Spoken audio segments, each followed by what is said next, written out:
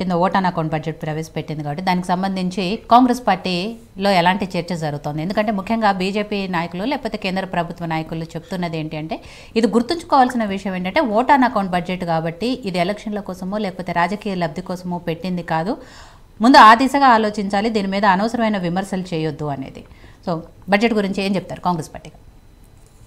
ఎవరైనా బడ్జెట్ పడితే ఏం ఆలోచన చేస్తారు కదా, చిన్న మద్దతు తరగతి కుటుంబాలు ఈ దేశంలో దాదాపు వాళ్ళ 80 లక్షల మంది నిరుపేదలకు మేము ఉచిత రేషన్ బియ్యం ఇచ్చినామని చెప్పి, ఆ నిరుపేదలు ఏం ఆలోచన చేస్తారు? ఇంకేదైనా జిఎస్టీ, పెట్రోల్ డీజిల్ ఏదైనా జిఎస్టీలోకి తీసుకొస్తారో, లేకుంటే గ్యాస్ ధరలు తగ్గిస్తారో, లేకుంటే పెట్రోల్ ధరలు తగ్గిస్తారో ఎదురు చూసారు ప్రజలంతా. ఎందుకంటే గత 10 సంవత్సరాలుగా ఈ పెట్రోల్ డీజిల్ మీద దాదాపు ప్రజలంతా నిత్యావసర వస్తువులు కొనలేని పరిస్థితికి దిగజారు. ఇవాళ పెట్రోల్ డీజిల్ చూస్తే మనం గతంలో 2014లో $120 ఉన్న క్రూడ్ ఆయిల్ బ్యారెల్ రేట్ ఉన్నప్పుడు మనం ఆ రోజు $400 సిలిండర్ ఇచ్చిన, ఆ రోజు $45 డీజిల్ ఇచ్చి $65 పెట్రోల్, 400 సిలిండర్ ఇచ్చినటువంటి చరిత్ర ఉంది. ఇవాళ $69 ఉన్నా కూడా crude oil, $100 diesel, $120 petrol, $1200 cylinder ఇచ్చినటువంటి చరిత్ర వీళ్ళది. ఈ 10 ఏళ్ళు ప్రజలు కూడా ఏం ఆలోచన చేశారు? గత ప్రభుత్వం కన్నా మాకు మెరుగైన అవకాశం కల్పించింటే బాగుండే.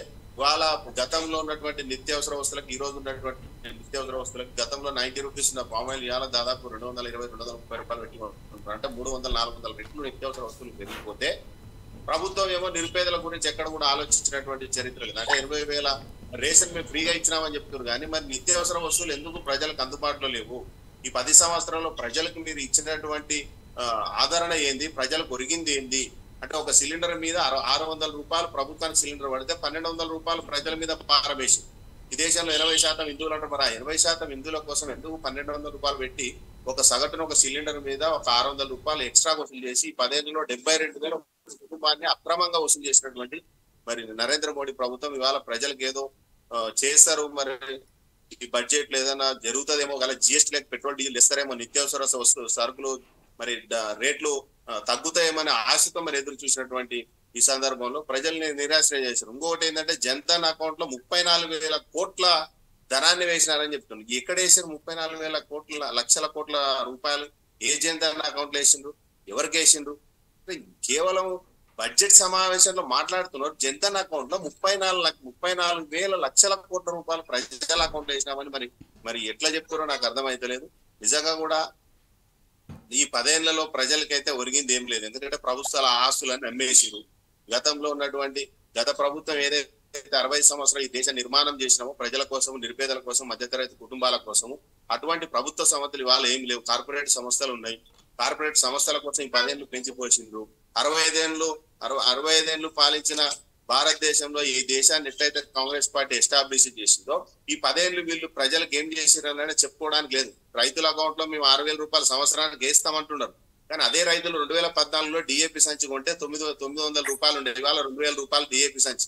సగటున ఒక ఎకరాకి 5 సంచులు వేస్తే దాదాపు $5,000, అంటే 2 పంటలకి $10,000 వాళ్ళతోనే వసూలు చేసి వాళ్ళకి 6,000 ఇస్తున్నారు. ఇంకా 4,000 రైతుతోనే అదనంగా వసూలు చేస్తున్నారు.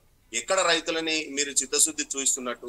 గతంలో 2014 ఏదైతే పామాయిల్ రేట్ ఉండనో, ఈ రోజు పామాయిల్ రేట్ ఎందుకు? కానీ రైతులు పండించిన పామాయిల్ కేమో గిట్టుబాటు ధర లేదు, కానీ దాని నుంచి వచ్చే ఆయిల్ మాత్రం $220 అమ్ముతున్నారు. అంటే ఒక పంట రైతులు పండిస్తే ఆ పంటకేమో గిట్టుబాటు ధర వస్తలేదు, కానీ ఆ $90 ఉన్నటువంటి పామాయిల్ ప్యాకెట్ ఇవాళ $220 ఎందుకు పెరిగింది? ఈ మధ్యలో ఏం జరుగుతుంది?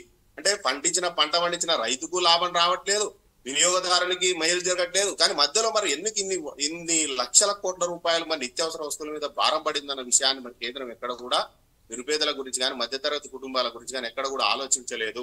కేవలం గతంలో జరుగుతున్నటువంటి హామీలకి ఏదో బడ్జెట్ రూపంలో చూపించారు తప్ప, అది అంకెల గ్యారెంటీలాగా ఉంది తప్ప, నిజంగా కూడా ప్రజలు ఏదో ఎలక్షన్ల టైంలో మాకు ఎక్కడైనా సిలిండర్ రేట్ తగ్గిస్తారా, లేకుంటే నిత్యావసర వస్తువులు తగ్గుతాయా, లేకుంటే పెట్రోల్ డీజిల్ జిఎస్టీ లేక తీసుకొస్తారా అని ఆలోచనతో ఎదురు చూసినప్పుడు ప్రజలు మాత్రం ప్రజలకి ఇది ఒక చెప్పుకోదగ్గ బడ్జెట్ అని మాత్రం ఎవరైతే అనుకోవట్లేదు.